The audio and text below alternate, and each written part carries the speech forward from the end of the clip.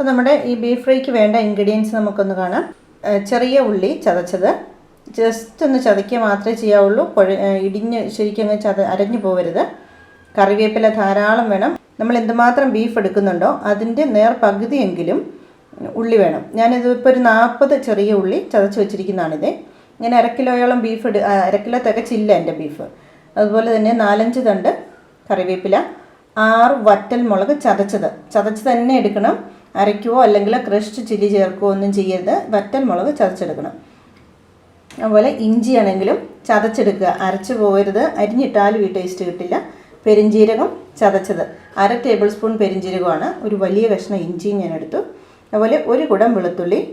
ഞാനിപ്പോൾ നാട്ടിൽ നിന്നാണ് ചെയ്യുന്നത്, അപ്പോൾ നമുക്ക് ഈ ചെറിയ അല്ലി വെളുത്തുള്ളിയാണ് കിട്ടുന്നത്. അതും ചതച്ചെടുത്തത്.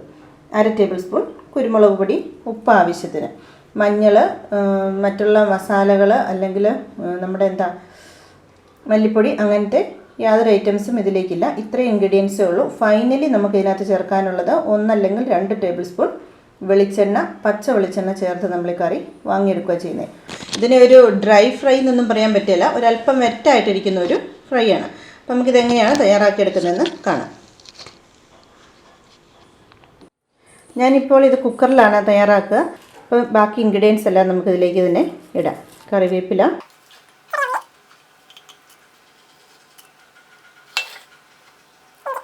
ഇഞ്ചിയൊക്കെ നമ്മൾ സാധാരണ ഇപ്പോൾ ഒരു 1.5 കിലോ ഇറച്ചി കറി വെക്കാനുള്ള ഇഞ്ചിയൊക്കെ അത്രയ്ക്കും ഇഞ്ചി എടുത്തിട്ടുണ്ട്.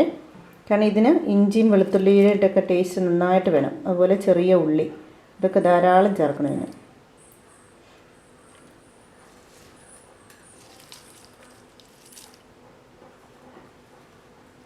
ഇതിങ്ങോട്ട് തിളച്ച് വരുമ്പോൾ ഉള്ളൊരു മണമുണ്ടല്ലോ, നമ്മുടെ വായിക്കൂടെ ഒരു കപ്പൽ ഒഴിക്കുക, അത്രയ്ക്ക് നല്ല മണം ഇത് ഇങ്ങനെ തിളച്ച് വരുമ്പോഴേക്കും.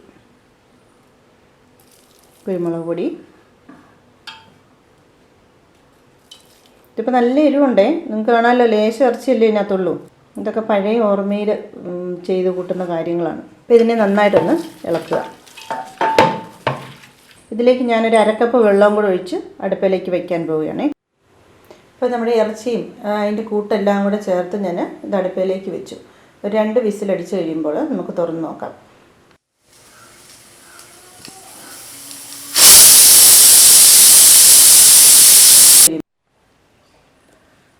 ഇപ്പോൾ നമ്മൾ ഇറച്ചി എല്ലാം കൂടെ ചേർത്ത് അടുപ്പയിൽ വെച്ചിട്ട് 2 പ്രാവശ്യം വിസിലടുപ്പിച്ച് ഞാൻ എടുത്ത് വെച്ചിരിക്കുന്ന ഇറച്ചിയാണിത്.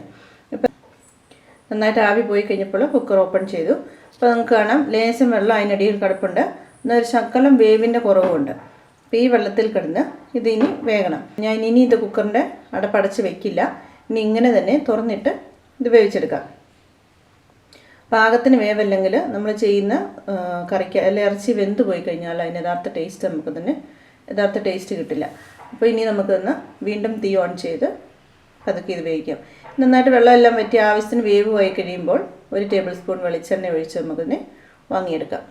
ഇപ്പോൾ ഇതിൻ്റെ കളറ് കണ്ടോ, ഇതിന് യെല്ലോ കളറോ അല്ല ചുമപ്പ് കളറോ അങ്ങനെ ഒരു കളറൊന്നുമില്ല. ഇറച്ചിയുടെ അതേ കളർ തന്നെയാണ്. ഇറച്ചി വെന്ത് കഴിയുമ്പോൾ, മസാല ഇല്ലാണ്ട് ഇറച്ചി വെന്ത് കഴിയുമ്പോൾ ഉള്ളൊരു കളറാണ്. നിങ്ങൾക്ക് ഈ കളർ ഇങ്ങനെ കാണുന്നത് ഇഷ്ടമില്ലെങ്കിൽ നിങ്ങൾക്ക് മഞ്ഞൾപ്പൊടി വേണമെങ്കിൽ ചേർക്കാം. പക്ഷേ ശരിക്കും ഇത് തയ്യാറാക്കുന്ന വിധം ഇങ്ങനെയാണ്.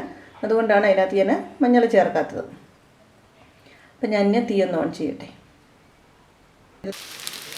അപ്പോൾ നമ്മുടെ ഇറച്ചി ഫ്രൈ റെഡി ആയി കഴിഞ്ഞു. ഞാൻ പറഞ്ഞായിരുന്നു ഒരല്പം വെറ്റായിട്ട് വേണം നമ്മളിത് എടുക്കാനായിട്ട്. തീ കുറച്ചിട്ട് ആവശ്യത്തിനത് വേവാക്കിയെടുത്തു. ഇനി ഇതിലേക്ക് ഇതുണ്ടോ, ഇങ്ങനെ നനഞ്ഞാണ് ഇതിരിക്കുന്നത്. ഇതിന് 2 ഓപ്ഷനുണ്ട്. ഞാൻ പറയുന്നത് പോലെ തന്നെ പച്ചവെളിച്ചെണ്ണ ഒഴിച്ച് നിങ്ങൾക്കിതിങ്ങനെ ജസ്റ്റ് ഇളക്കിയെടുക്കാം. ഇല്ലെങ്കിൽ കടുക് പൊട്ടിച്ചിട്ട് അതിലേക്കിട്ട് നന്നായിട്ടിത് മുരിച്ച് വറുത്ത് കൊടുക്കാം.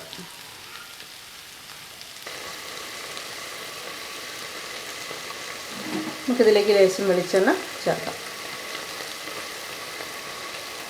അപ്പോൾ ഞാൻ 2 ടേബിൾ സ്പൂൺ വെളിച്ചെണ്ണ ഇതിലേക്ക് ചേർത്തിട്ടുണ്ട്. അപ്പോൾ നന്നായിട്ട് ഇളക്കാം.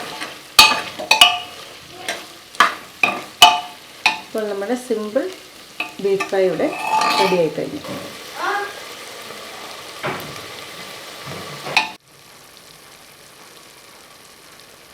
ഇതിങ്ങനെ തന്നെ അല്പം നനവോടുകൂടി കഴിക്കാം. അല്ല നിങ്ങൾക്ക് നന്നായിട്ടത് ഫ്രൈ ചെയ്യണമെന്നുണ്ടെങ്കിൽ ഈ വെളിച്ചെണ്ണ ഒഴിച്ചതിന് ശേഷം ഇതിനകത്തിട്ട് തന്നെ നന്നായിട്ട് വരട്ടിയെടുത്താൽ മതി. ഇല്ലെങ്കിൽ കടുക് പൊട്ടിച്ചിട്ട് തിരിച്ചിട്ട് വരട്ടിയെടുക്കാം. അപ്പോൾ ഈ പച്ച വെളിച്ചെണ്ണയ്ക്കകത്ത് കിടന്ന് വരളുന്ന ഇറച്ചിക്കുണ്ടല്ലോ ഒരു പ്രത്യേക സ്വാദാണ്. അപ്പോൾ നിങ്ങൾ അതൊന്ന് ട്രൈ ചെയ്ത് നോക്ക്. ഞാനീ പറയുന്ന പഴയ ടേസ്റ്റ് എന്ന് പറയുന്നത് ഞങ്ങളുടെ ഈ പച്ച വെളിച്ചെണ്ണയുടെ ടേസ്റ്റാണ്. നമുക്ക് തീ ഓഫ് ചെയ്യാം. ഇതൊരു പാത്രത്തിലേക്ക് മാറ്റാം. അപ്പോൾ കൊതിയൂറും ഈ beef fry very simple, very easy and very tasty എന്ന് ഞാൻ പറയുന്ന ഈ ബീഫ് ഫ്രൈ നിങ്ങളെല്ലാവരും ഒന്ന് ട്രൈ ചെയ്ത് നോക്കണം.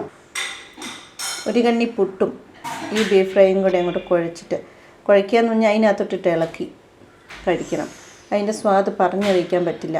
മൈദ കൊണ്ടുണ്ടാക്കിയ അട, ആ അടയും ഇതും കൂടെ കൂട്ടി കഴിക്കുക. കപ്പ വേവിച്ചതിൻ്റെ കൂട്ടത്തിൽ കഴിക്കുക. ചൂട് ചോറിൻ്റെ കൂട്ടത്തിൽ, ഇടിയപ്പത്തിൻ്റെ കൂട്ടത്തിൽ, എന്തിൻ്റെ കൂട്ടത്തിൽ വേണമെങ്കിലും കഴിക്കാൻ പറ്റുന്ന ഒരു ബീഫ് ഫ്രൈ ആണിത്. അപ്പോൾ നിങ്ങളെല്ലാവരും ഇത് ട്രൈ ചെയ്ത് നോക്കണം. താങ്ക്സ് ഫോർ വാച്ചിങ് പ്രീതീസ് മന്ന കിച്ചൻ.